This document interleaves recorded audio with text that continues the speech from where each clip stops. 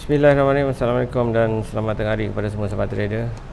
Apa khabar hari ini? Hari ini 18 bulan Julai, pukul 1.32 minit petang, dan anda bersama dengan saya untuk kita buat sikit analisis untuk Nasdaq. Sekejap Okey, kita buka lagu lah sikit. Sama-sama kita dengar lagu, kita cuba tengok mapping hari ni untuk Nasdaq. Macam biasa kita tukarkan kita punya CPR advance ini kepada monthly pivot. Kita akan buat analisis menggunakan CPR master indicator. Biasa kita tandakan dulu pivot point ini. Pivot point monthly berada di sini, berada di 11826.89. Ini adalah pivot point monthly. So price sedang naik ke atas dan dah break pun. Price dah break top CPR pada hari Jumaat, dan ketika ini price sedang naik, kita percaya price sedang menuju ke M2 untuk monthly. Ini adalah dia punya destinasi dia. Okey. Dan kemudian kita perlu tandakan juga R1 lah untuk sebagai tu punya guide saja. Dan di sebelah bawah kita tandakan S1.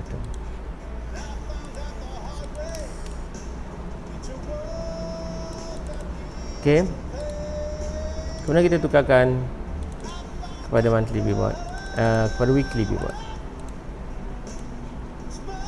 Dan kita tengok pada time frame H4,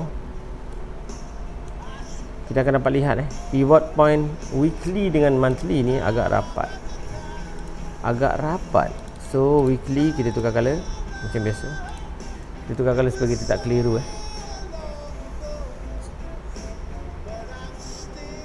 Kita tukar color apa? Okay, kita tukar color dark violet. Okay, di situ adalah weekly punya pivot. Kita boleh nampak di 11850.47. Dan kalau kita tengok price sekarang sedang menuju ke mana? Sedang menuju ke R1 weekly yang bersamaan juga dengan M2 untuk monthly. So tandakan dulu R1. Tandakan dulu R1. Okey. Di sini mungkin tempat price akan bereaksi lah.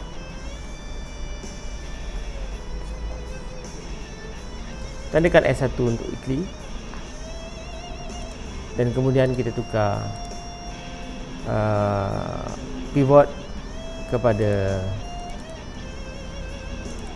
daily pivot.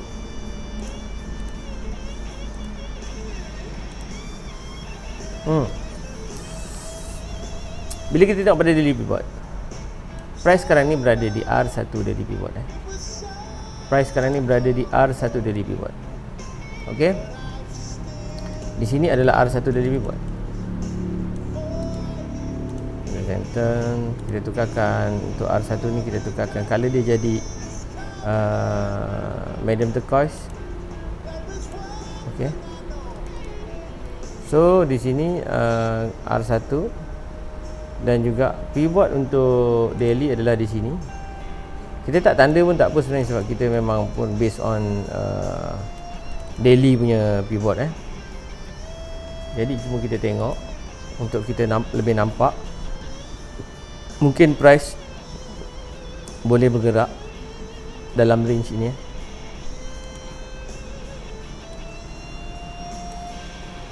Apabila sampai ke R1, sekiranya dia tak break, dia akan turun mencari previous high price, dan kemudian dia akan naik sehingga ke R2 ataupun sehingga ke monthly dan juga weekly R1 ni.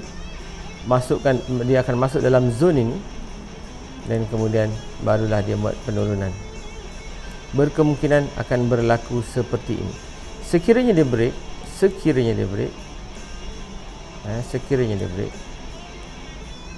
dia akan jadi macam ni.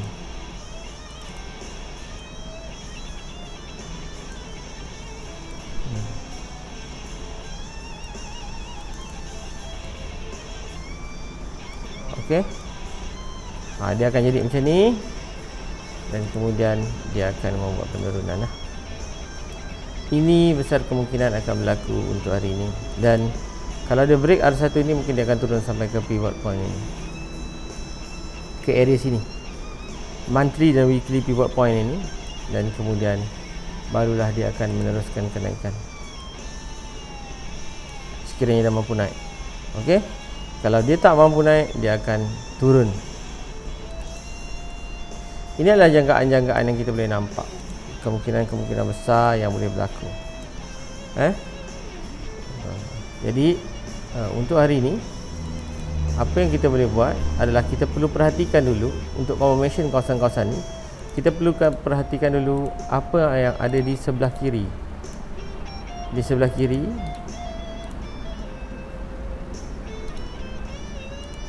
saya padam dulu ni.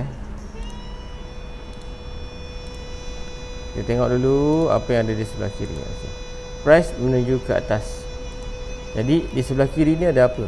Di sebelah kiri kita, kalau kita tengok, dia ada satu zone di sini. Di sini hidden zone yang jarang orang nampak. Di area ni antara R1 dan juga M1 ni. So besar kemungkinan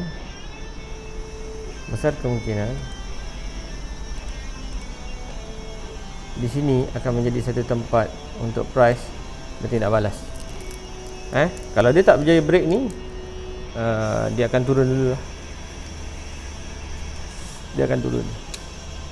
Jadi mungkin kita boleh sell dulu. Tetapi sell dalam keadaan high risk. Saya bagi tahu awal, sell dalam keadaan high risk sebenarnya. Dia boleh sell, tapi sell dalam keadaan high risk. Ada juga kemungkinan dia boleh berlaku seperti ini. Ini boleh berlaku.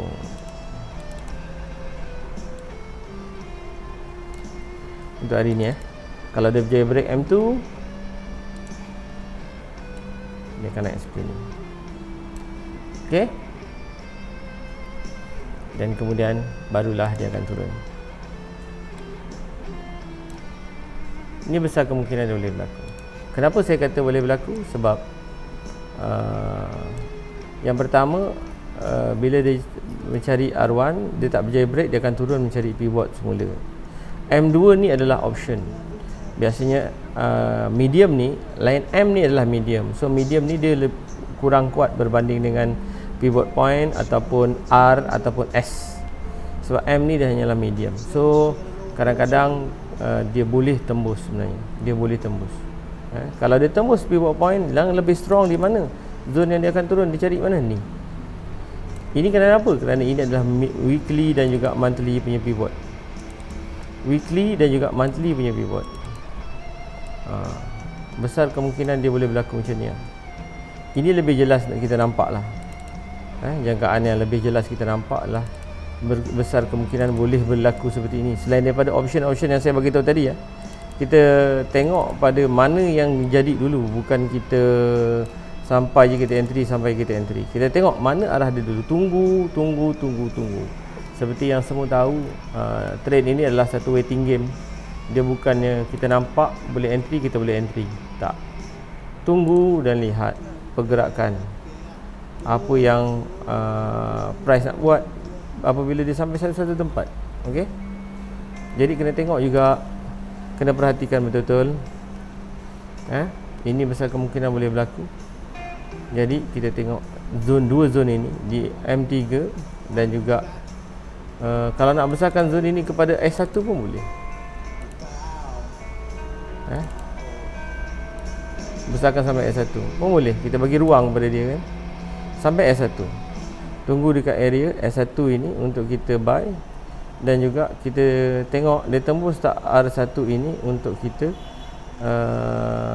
sell. Kalau dia tak tembus, kita boleh cari sell. Kalau dia tembus ni naik macam nak tembus je kan, macam nak tembus je, biarkan dulu.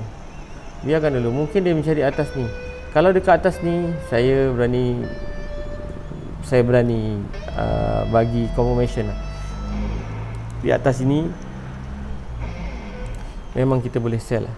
At least kita boleh dapat dalam 100 ke 200 pip daripada atas ni. 100 ke 200 pip daripada atas ni sampai bawah ni.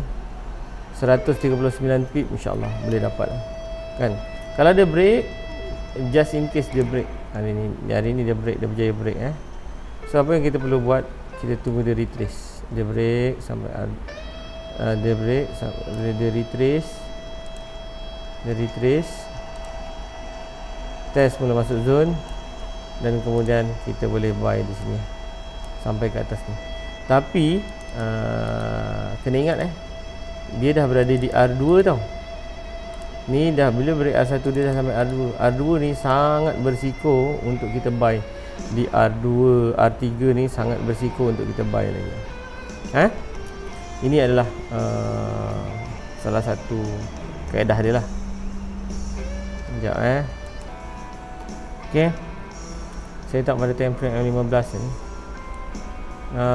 Kita boleh tengok juga dekat pivot yang lebih kecil Sekejap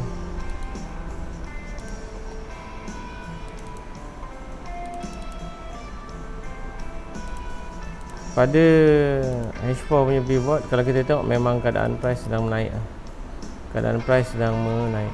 Belum ada tanda-tanda lagi untuk turun. Belum ada tanda-tanda lagi untuk turun. So kalau zone ini kita kena hati-hati lah. Kena hati-hati. Boleh, bukan tak boleh. Tapi zone itu sebenarnya tak cukup kuat Ada beberapa reason yang saya tengok zone tu tak cukup kuat. Tapi boleh try lah.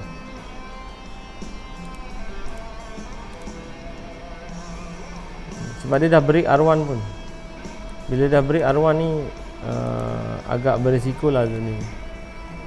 Tapi kita tengok dulu. Nak selamat kita tunggu dia keluar balik zone, barulah kita boleh cari sell. Kalau dia break ni, kita tunggu sell dia daripada atas Tunggu sell daripada atas. Sama di R2 nak selamat adalah antara R2 dan MO ni M0 ni lah. R3 ni macam jauh sangat dia nak capai hari ni. Sebab masa masih lagi awal. Okey. Itu mapping untuk hari ni jangkaan kita. So kita tengok dulu. Sekejap lagi kalau ada apa-apa perubahan saya bagi tahu. Saya tak entry lagi di sini saya tunggu dia tembus tak tembus je. Saya tunggu dia tak tembus atau tak tembus je sebab agak berisiko. Saya tunggu dia tembus tak tembus. Kalau dia tembus barulah saya akan decide. Kalau dia tembus ataupun tak tembus baru saya akan decide. Tapi di sini memang kalau ikutkan di sini juga ada QM. Dia adalah paras QM level lah. Untuk dia meneruskan kenaikan tu agak berat sebenarnya. Dia agak berat. Agak tinggi jugalah dia nak capai kan.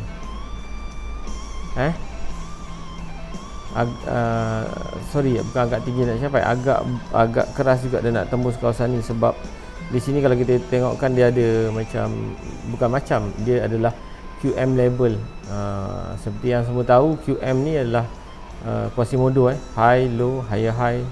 So dia dah membentuk mula-mula dan kemudian dia turun, dia naik, biasanya dia akan cari semula di sini lah. Dia akan terjun baru dia akan terjun. Tapi kita tengok dulu lah, nak confirm kita tunggu dia keluar daripada sini. Sekarang pun baru 1.49. Tengok pukul 2 nanti dia tembus tak tembus. Kalau tak tembus mungkin saya akan layer lah. Setelah beberapa kali dia test kan, pukul 2 ke pukul 3 nanti barulah saya akan decide. Sebab pergerakan market slow. Hari ni pergerakan market slow. Siang ni market slow. Jadi kita sebenarnya lebih mudah untuk buat keputusan. Sekejap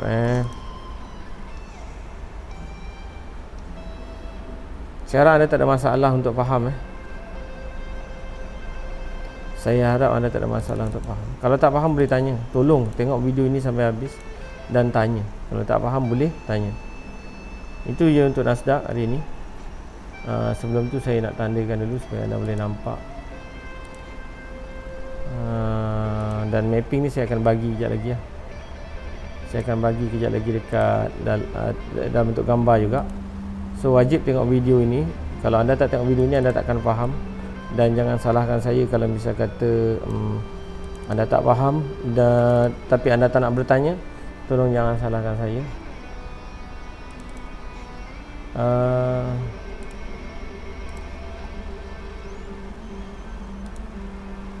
Okay, sini adalah area-area yang anda perlu perhatikan. Okay, terima kasih. Assalamualaikum.